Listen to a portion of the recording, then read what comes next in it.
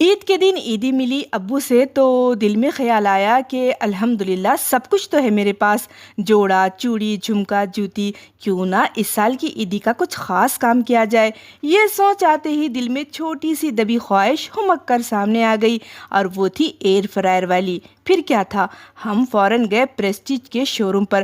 وہاں پر نا year fryer کا میلہ لگا ہوا تھا، مختلف قسم کے ایئر فرائر جیسے نوکیا، اوشا، پیجن اور پریسٹیج وغیرہ وغیرہ، مگر میری نظر جا کر ٹھہری پریسٹیج کے ایئر فرائر پر۔ اس میں نا بہت سارے فنکشن ہیں جو آپ بآسانی اس کو ہینڈل کر سکتے ہو، بس آپ جو بھی بنا رہی ہو اسے اس پہ سلیکٹ کرنا ہے، جیسے مفنس ہے یا بیک کر رہی ہو یا پھر گریل کرنا ہے آپ کو چکن وغیرہ۔